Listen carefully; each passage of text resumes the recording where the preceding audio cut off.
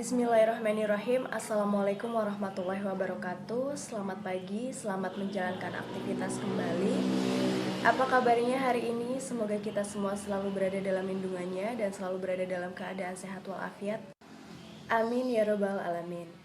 Yang terhormat kepada dosen pengampu mata kuliah embriologi, Ibu Dr. Sumiati Saada MSI dan Ibu Epa Paujiah MSI, serta rekan-rekan semua mahasiswa pendidikan biologi 6B yang kami cintai. Kami, kelompok 5, akan mempresentasikan secara virtual mengenai materi metamorfosis. Langsung saja kepada pemateri yang pertama, dipersilahkan. Assalamualaikum warahmatullahi wabarakatuh. Di sini saya akan menjelaskan mengenai pengertian dan juga jenis-jenis metamorfosis. Metamorfosis disebut juga sebagai daur hidup, yaitu urutan kejadian dan fase dari suatu kehidupan makhluk hidup. Nah, dalam metamorfosis itu terjadi proses perubahan ukuran, bentuk, dan juga bagian-bagian lainnya dari hewan yang dimulai dari satu stadium ke stadium berikutnya.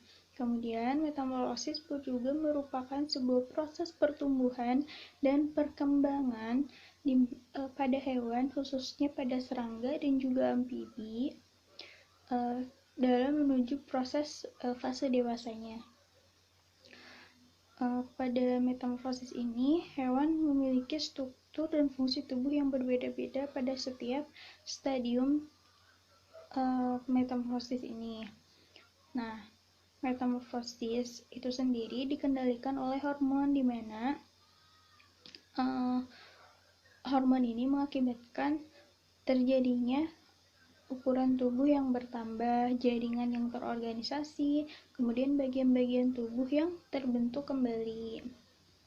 Kemudian, untuk jenis-jenisnya secara umum, jenis-jenis itu terbagi menjadi dua, yaitu metamorfosis sempurna dan juga metamorfosis tidak sempurna.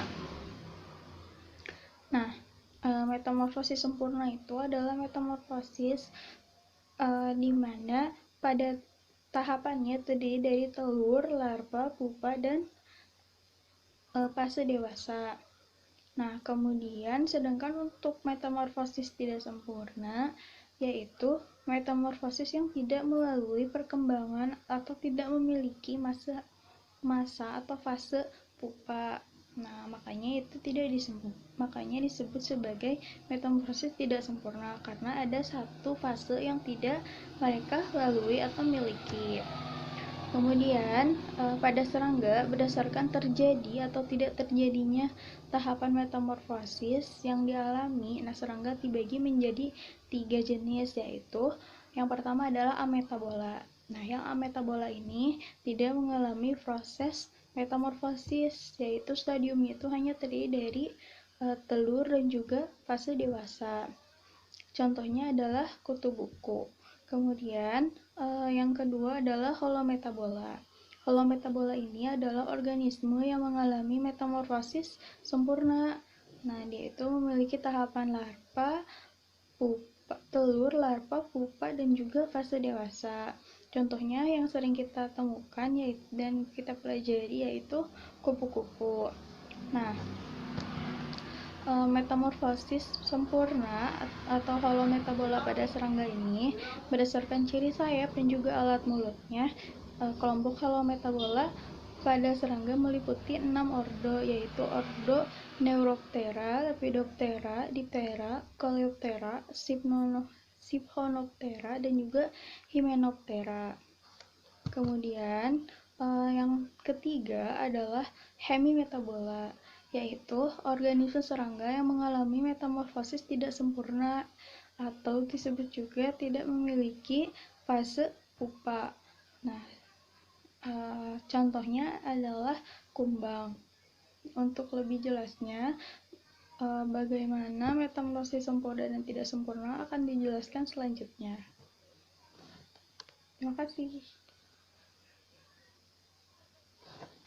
Langsung saja pada materi berikutnya, yaitu mengenai metabolisme sempurna atau holometabolisme. Pada holometabolisme ini, larva sangat berbeda dengan individu dewasanya. Serangga yang melakukan holometabolisme ini akan tumbuh melalui beberapa fase. Fase yang pertama adalah fase telur, kemudian dilanjut dengan pupa yang merupakan fase tidak aktif atau fase non-aktif, dan akhirnya akan menjadi dewasa. Contoh serangga yang mengalami metamorfosis sempurna ini adalah kupu-kupu, sedangkan untuk hewan lainnya yaitu katak. Untuk proses metamorfosis sempurna telah tercantum pada PowerPoint, baik itu metamorfosis sempurna pada kupu-kupu dan metamorfosis pada katak. Nah, selanjutnya di sini saya akan menjelaskan fase per fase dari metamorfosis sempurna pada kupu-kupu. Fase yang pertama adalah fase telur, di mana berdasarkan penelitian, telur akan menetas 3-5 hari. Nah, kemudian kemudian setelah menetas akan menjadi larva, dan larva-larva itu akan menjalan ke pinggir-pinggir daun serta memakannya. Nah, sebagian larva yang lain akan memakan cangkang telur sebagai makanan pertamanya. Nah, selanjutnya adalah fase larva, di mana larva ini akan berganti kulit setelah tumbuh menjadi besar. Larva selama hidupnya akan berganti kulit sebanyak 4-6 kali, dan periode pergantian kulit atau molting ini disebut instar. Larva kupu-kupu bervariasi, baik itu dalam bentuk, warna, dan lain sebagainya. Ada larva yang memiliki duri, ada larva yang tidak memiliki duri, ada larva yang berwarna hijau, ada larva yang berwarna ungu. Nah, hal tersebut akan mempengaruhi pada individu dewasanya bagaimana fisik atau bentuk atau warna dari imagonya atau individu dewasanya. Untuk proses molting atau pergantian kulit itu sendiri telah kami cantumkan pada PowerPoint, berikut gambarnya. Tahap yang pertama dalam proses molting ini adalah pemisahan kutikula dengan endokutikula. Kemudian dari tahap pemisahan tersebut terciptalah suatu ruang yang disebut dengan exovial space. Nah, ruang ini akan diisi oleh cairan molting yang mengandung enzim inaktif. Kemudian diteruskan dengan tahap remover endocuticula atau tahap penghilangan endocuticula melalui proses pencernaan endocuticula dan sekresi procuticula baru. Kemudian pertumbuhan selanjutnya dari procuticula dan epicuticula. Setelah tahap-tahap tersebut barulah mencapai tahap ekdisis atau tahap molting ini, pembuangan kutikula lama. Setelah fase larva dan proses moltingnya dilanjutkan dengan fase pupa. Nah, di mana fase pupa ini terlihat seperti periode istirahat. Namun di dalam pupa terjadi proses pembentukan serangga yang sempurna. Pupa pada umumnya keras, halus, dan berupa suatu struktur tanpa anggota tubuh. Pada umumnya pupa berwarna hijau atau berwarna coklat. Nah, pupa ini biasanya akan warna pupa ini biasanya akan menyesuaikan dengan lingkungannya atau bisa kita sebut dengan berkamuflase. Pembentukan kupu-kupu di dalam pupa biasanya berlangsung selama 7-20 hari tergantung dari spesiesnya. Setelah fase pupa, kemudian dilanjutkan dengan fase dewasa atau kupu-kupu. Nah, setelah keluar dari pupa, kupu-kupu akan merangkak ke atas sehingga sayapnya yang lemah, kusut, dan agak basah dapat menggantung ke bawah dan mengembang secara normal. Segera setelah sayap mengering, mengembang, dan kuat, sayap akan membuka dan menutup beberapa kali dan 10 percobaan terbang. Fase imago atau kupu-kupu adalah fase dewasa. Metamorfosis sempurna pada serangga. Berdasarkan ciri sayap dan alat mulutnya, Kelompok serangga yang mengalami metamorfosis sempurna atau holometabolisme terdiri dari 6 ordo serangga yang mengalami metamorfosis sempurna. Yang pertama adalah ordo Neuroptera, Lepidoptera, Diptera, Coleoptera, Siphonoptera, dan Hymenoptera. Contoh hewan lain yang mengalami metamorfosis sempurna adalah katak. Metamorfosis sempurna pada katak dimulai dari telur yang setelah memakan waktu kurang lebih 10 hari, telur katak tersebut akan bertransformasi menjadi berudu. Nah, berudu ini seperti ikan kecil berwarna hitam yang memiliki struktur tubuh yang belum sempurna.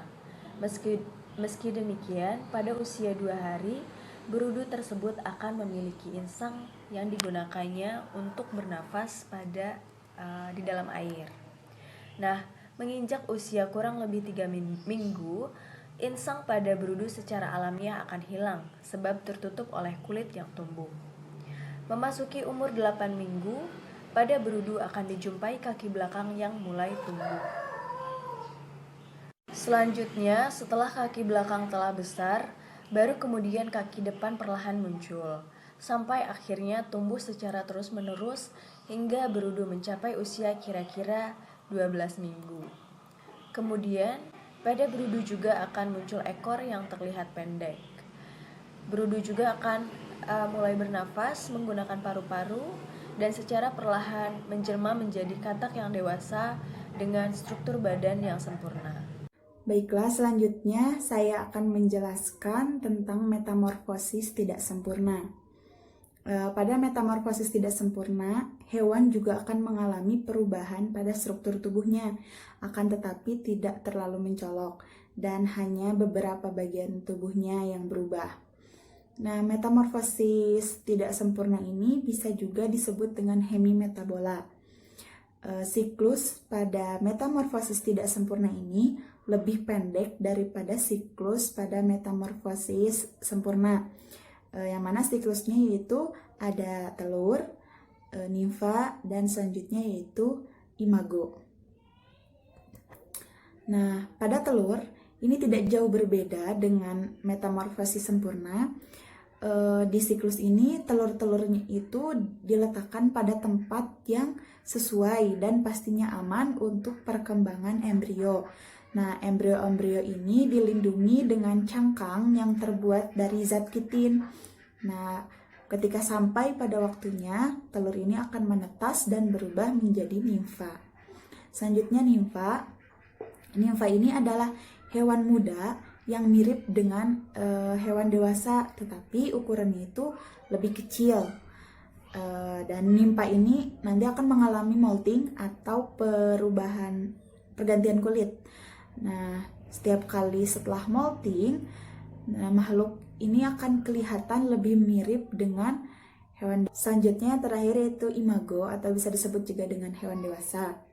Nah, di sini imago ini telah memiliki kematangan untuk bereproduksi dan siap untuk melakukan perkawinan. Nah, dikarenakan pada imago ini hewan telah berkembang menjadi dewasa. Nah, siklus ini juga nanti akan kembali terulang pada hewan-hewan yang berkembang melalui siklus ini.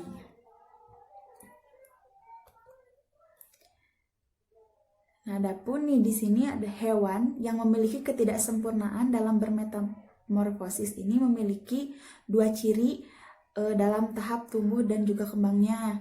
Yang pertama, cirinya yaitu perubahan yang terjadi pada tubuh hewan ini hanya pada anggota tubuh yang belum lengkap saja. Contohnya misalkan pada hewan yaitu belalang. Nah, seekor belalang ini akan memasuki fase di mana fase belalang dewasa dan mengalami perubahan hanya di bagian sayapnya saja, sedangkan anggota tubuh lainnya itu tidak akan berubah sama sekali. Hal ini dipengaruhi oleh proses pupa yang dilewati oleh hewan tersebut, sehingga si bentuk tubuhnya ini akan signifikan tetap sejak proses nimfa hingga proses imago. Nah, ciri yang kedua yaitu memiliki fase metamorfosis yang sama, namun jangka waktunya berbeda. Kenapa? Karena hal ini dipengaruhi dari program genetik di dalam tubuhnya yang memproses pertumbuhan secara berbeda tergantung dari masing-masing hewan. Ada beberapa contoh hewan yang mengalami metamorfosis tidak sempurna. Yang pertama yaitu ada belalang, ada jangkrik, lalu ada kecoa, dan juga ada capung. Nah, hanya itu yang bisa saya sampaikan. Saya ucapkan terima kasih. Tabel perbedaan metamorfosis sempurna dan metamorfosis tidak sempurna. Nah, yang membedakannya itu pada metamorfosis sempurna, pada fasenya itu ada telur, larva, pupa, imago. Sedangkan pada yang tidak sempurna, hanya telur, nimfa, dan imago. Nah, pada bentuk hewan mudanya, pada metamorfosis sempurna yaitu berbeda dengan imago. Nah, kalau yang tidak sempurna sama dengan imago, tapi ukurannya lebih kecil dan belum memiliki kematangan reproduksi. Pada histolisisnya, yang sempurna terjadi proses, sedangkan yang tidak sempurna tidak terjadi proses histolisis. Selanjutnya, pada histogenesisnya, metamorfosis sempurna dan metamorfosis tidak sempurna sama-sama melalui histolisis dan histogenesis. Peranan hormon dalam metamorfosis meliputi proses pengelupasan kulit larva, pembentukan pupa pada serangga holometabola, dan pengelupasan kulit limfa pada serangga hemitabola. Hormon yang berperan dalam metamorfosis terdiri atas 3 macam, yaitu hormon otak, hormon molting, dan hormon juvenil. Yang pertama yaitu hormon otak, disebut juga edisiotropin, disimpan dalam corpora cardiaceae. Hormon otak mengandung kolesterol, yaitu senyawa steroid atau berupa protein yang merupakan rangkaian senyawa polipeptida. Yang selanjutnya, hormon molting dihasilkan oleh kelenjar portrax, yaitu suatu segmen pada serangga yang mempunyai pasangan kaki terdepan dari ketiga pasangan kaki terdepan serangga. Oleh karena itu, hormon ini juga dinamakan hormon proto. Yang terakhir yaitu hormon juvenil atau JIHA yang dihasilkan oleh corpora allata, yaitu sepasang kelenjar endokrin yang terletak pada bagian otak. Nah, hormon juvenil ini masih belum jelas strukturnya. Hormon juvenil ini terdiri atas senyawa hidrokarbon alifatik. Hormon juvenil ini berupa farnesol, yaitu prekursor kolesterol lain dan sterol lain. Gangguan pada proses metamorfosis yaitu adanya gangguan pada saat molting. Apa sih molting itu? Yaitu proses pengupasan kulit yang dapat dihambat oleh senyawa kimia tertentu. Hal itu dapat dibuktikan melalui suatu percobaan dengan menggunakan senyawa kimiawi yang diekstrak dari pohon nin. Nah, berdasarkan percobaan Mordun tahun 1985 telah dibuktikan bahwa azadilaktin memberikan pengaruh terhadap pertumbuhan dan pengelapasan kulit lokusta. Nah, pemberian ini pada instar lokusta menyebabkan abrasi dalam perkembangan hewan, yaitu mempunyai konsentrasi yang rendah, yaitu 1,7 mikrogram per berat badan. Sekian presentasi dari kelompok kami. Mohon maaf apabila ada kesalahan. Wabillahi taufiq wal hidayah. Wassalamualaikum warahmatullahi wabarakatuh.